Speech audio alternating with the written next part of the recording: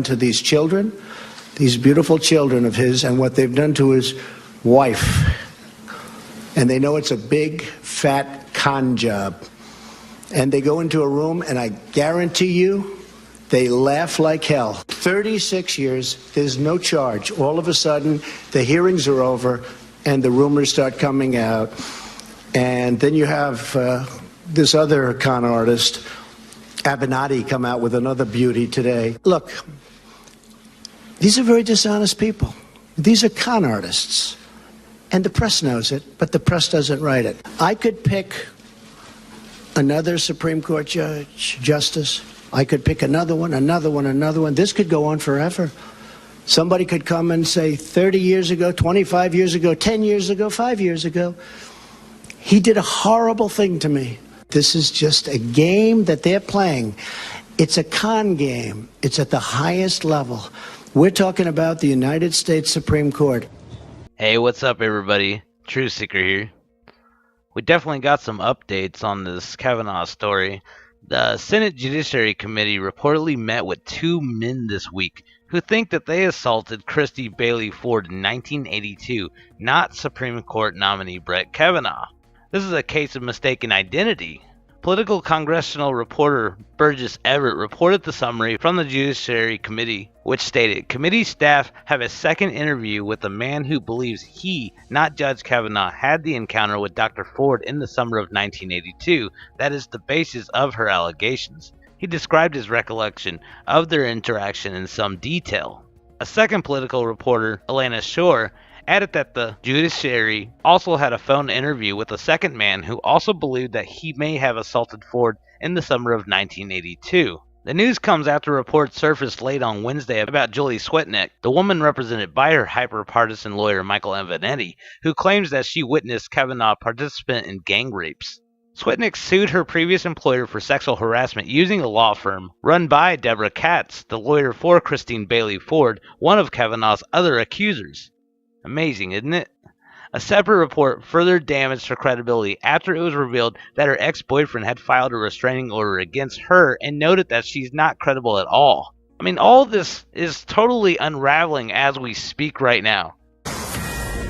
All right, this is a Fox News Alert. Chief National Correspondent Ed Henry standing by with some breaking news on the Kavanaugh hearing and some really interesting things we're picking up tonight from the committee. Ed, what have you got? Well, Shannon, you and I were just talking at the top of the show about there's such a volume of information pouring in from all sides. It's hard to sort out what's accurate, what's not. So we want to be really careful how we report this.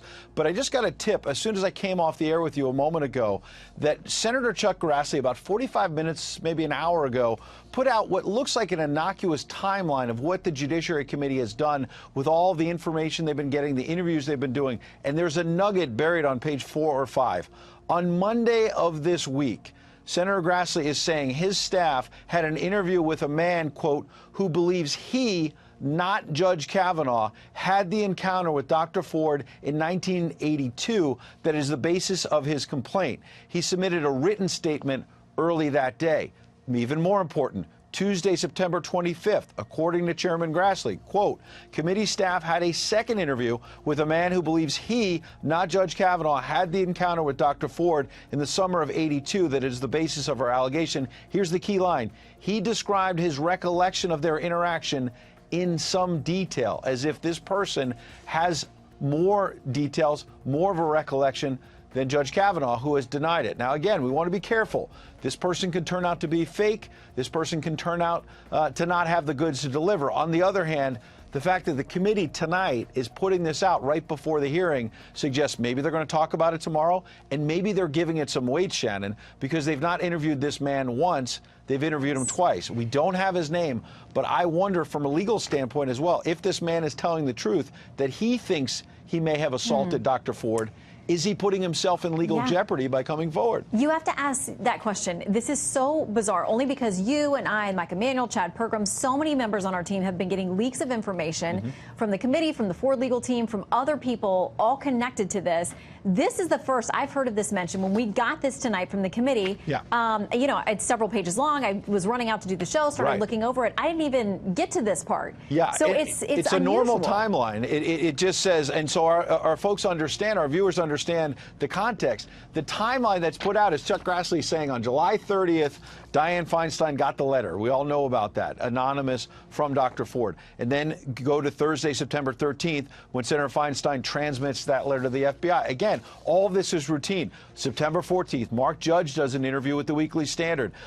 Sunday, September 16th, the big day we all know about, the Washington Post does an on-the-record interview with Dr. Ford. And then again, there's a whole series. Here's what the committee did on Monday, September 17th. Here's what they did, that previous week. Now, this week, for the first time tonight, we're learning that the committee has spoken to a man. That's all they say. They're not giving a name. Will we hear from this man tomorrow? I wonder, because there are going to be a lot of people digging for more information tomorrow, Well, Shannon. and it does say that he submitted a written statement. And you know that so many of the statements that have come into the committee, they've said they were taken under penalty, potentially felony penalty. So it'll be interesting to see if this statement is introduced tomorrow. But wow, what a nugget buried here. We'll wait to suss this out and see what comes of it. But it's an interesting part of the timeline. Ed, thank you very much. All right, good to see you. Now, like they said, this is still breaking news, so we don't have 100% full detail on that, but I think we're going to learn more about it later today.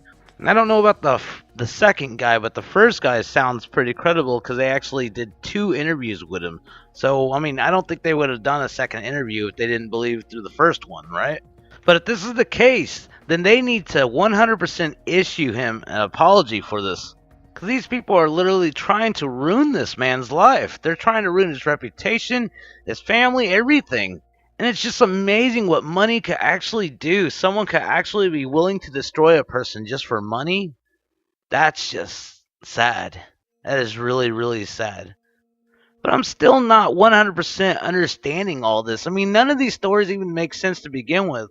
Like the one girl, Julie Swetnick, says she attended high school parties where she and other women were drugged via spiked punch and then gang raped. Swetnick claims this was the norm at these parties, which she admitted to attending, which brings us down to the question of... But I hope people will be highly suspicious of the allegation, because why would she go to 10 parties? Why would any reasonable person continue to hang around people like this?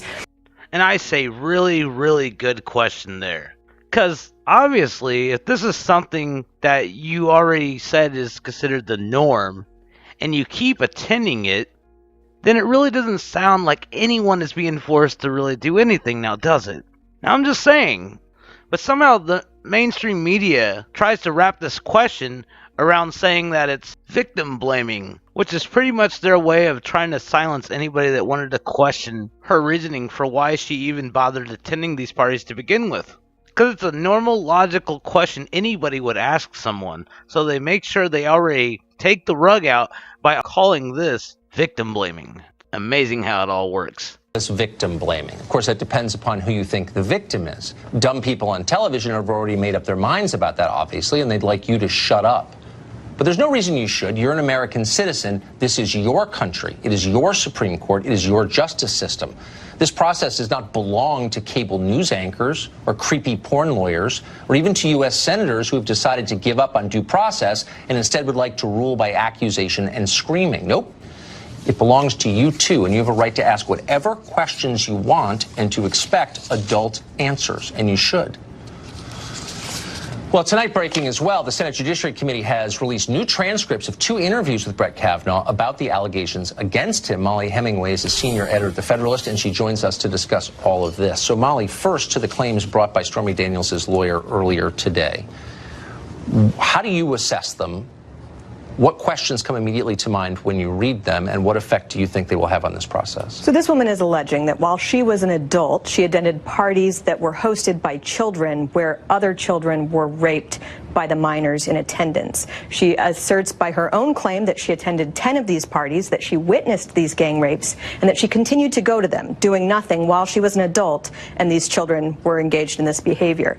I find it a little difficult to believe that story on its face. As you know, many people in the media are taking it very seriously. They think it's very real that Judge Kavanaugh was the leader of a child gang rape cartel that somehow managed to not be discovered until 4 days before he was about to be confirmed on the Supreme Court.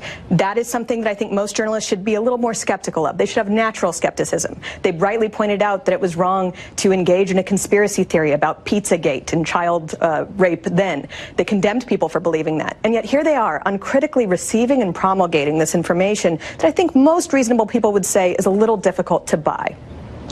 Do you think, since you live in this area, do you think that it is plausible that if you had gang rapes taking place in public in a crowded room, not just one, but 10 of them, serial gang rapes, that nobody could be located to corroborate that this happened? If there were 10 gang rape parties where gang rapes occurred, I would imagine there would be many witnesses and much evidence to support this claim. And in fact, it would be shocking that it hadn't come out already. I find it personally shocking that any woman would see a child being gang raped and not do something about that, much less that she would continue to go to parties where this happened. It's a very difficult thing for me to believe, although maybe she has evidence to support this. Right. Those questions Raising those questions, I will remind you, is victim blaming. So you should be ashamed. It's worth noting, too, that the first allegation that came out actually seemed like it could at least be a possibility. Yes. But each subsequent allegation is getting more and more ridiculous. And that makes it actually seem like the entire thing is part of a sort of coordinated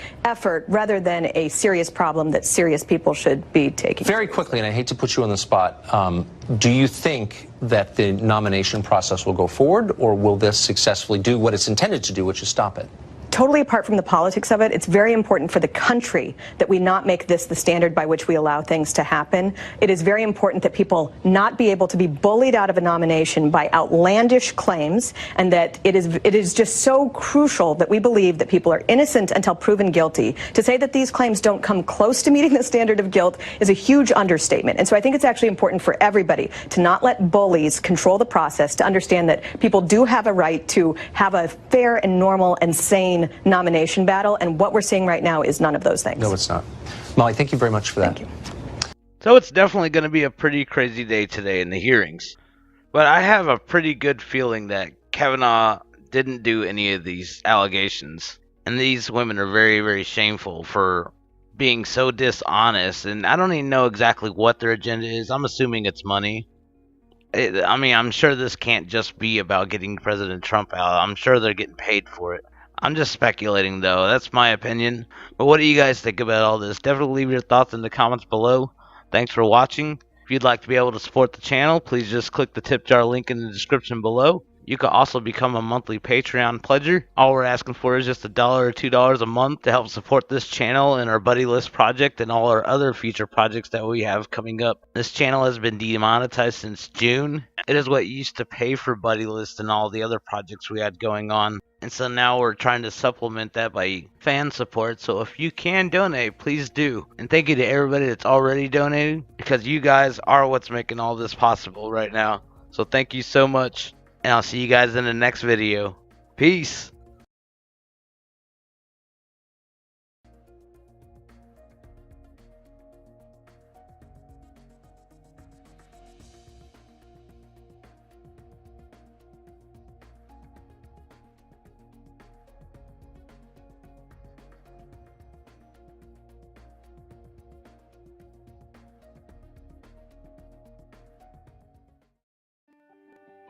So, Facebook's cool and all, but are you getting sick of all the commercial money-making schemes popping up and taking over? At Buddy List, we don't invade your privacy, and we believe in creating a social network platform that's truly focused on helping you stay connected with your friends and family, and of course having fun. You know, posting status messages and sharing photos, creating blogs. Oh, and let's not forget commenting on those internet memes and funny viral videos. And did I mention that the membership to Buddy List is completely free? And we want you to invite your friends and family to help us grow. Got a band, an art, a business? You can benefit from integrating into our social network and creating your fan page to attract even more followers. Start a group and get people talking about a specific topic or niche that interests you. Come be a part of the fastest growing, hassle-free social network. Meet people, make friends, and sign up for free today at www.buddylist.co.